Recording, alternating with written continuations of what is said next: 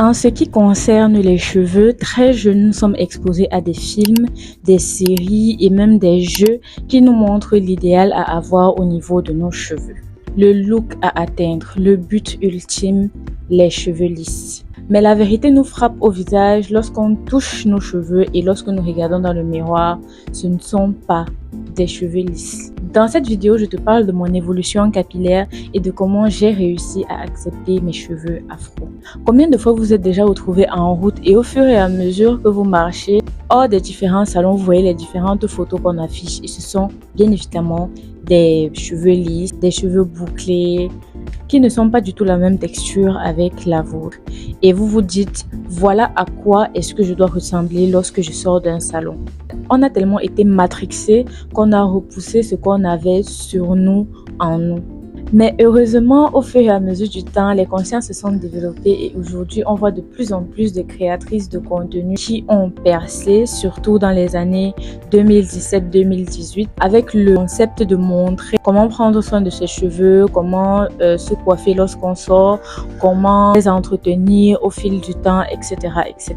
On a vu l'explosion des vidéos Wash and Go, How to take care of your hair, 3 style, 4 style, 7 style, with my afro hair. D'aussi loin que je me souvienne, j'ai toujours été défrisée. J'ai toujours eu les cheveux défrisés et longs.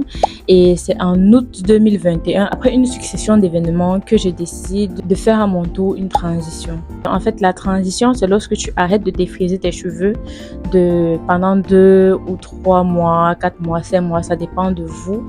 Maintenant, moi, j'ai fait 2 mois. Pour arrêter le défrisage. J'ai fait 2 mois et ensuite j'ai coupé les pointes qui étaient défrisées parce qu'il faut savoir que lorsque tu fais la transition, les racines redeviennent naturelles et les bouts restent des bouts défrisés en fait. Donc tu attends le nombre de mois qu'il te faut et ensuite tu coupes les parties qui sont toujours défrisées pour rester avec tes cheveux. Dans ce moment-là, j'avais vraiment des difficultés à me coiffer et ce que je faisais principalement, c'est que je plaquais mes cheveux et j'utilisais peut-être des barrettes et tout pour enjoliver la chose, mais je plaquais mes cheveux et c'est tout ce que je faisais. Je ne savais vraiment pas comment les entretenir, je ne cherchais même pas à savoir. J'ai juste voulu faire la transition comme ça parce que j'avais eu une succession d'événements qui m'ont donné envie de changer de tête, changer de visage, vous voyez un peu. Donc en juillet 2022, je décide de couper plus court et de teinter. Là encore, c'est vraiment, je voulais changer de tête et surtout que je n'avais jamais changé de couleur de cheveux avant. Donc je me suis dit, pourquoi pas, vas-y.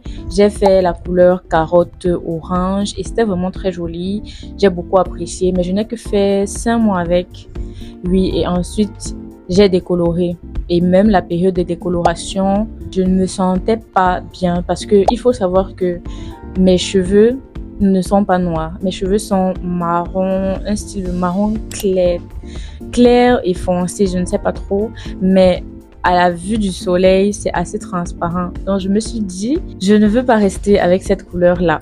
Donc ce que j'ai fait après la décoloration, c'est que après 5 mois, en décembre 2022, je défrise et je teinte en noir. J'ai fait toute l'année de 2023 avec les cheveux défrisés et un peu de l'année 2024 également avec les cheveux défrisés. Principalement, je les plaquais et c'était la sortie des Clean Girls. Donc, j'avais toujours les cheveux plaqués, raies au centre et c'est comme ça que je marchais avec les barrettes que je mettais pour que ce soit bien joli, bien clean. Vous voyez un peu l'esthétique de la Clean Girl en fait. C'est ça que j'avais. Donc pendant 1 an et demi, en ayant les cheveux défrisés, je me renseigne sur le cheveu afro.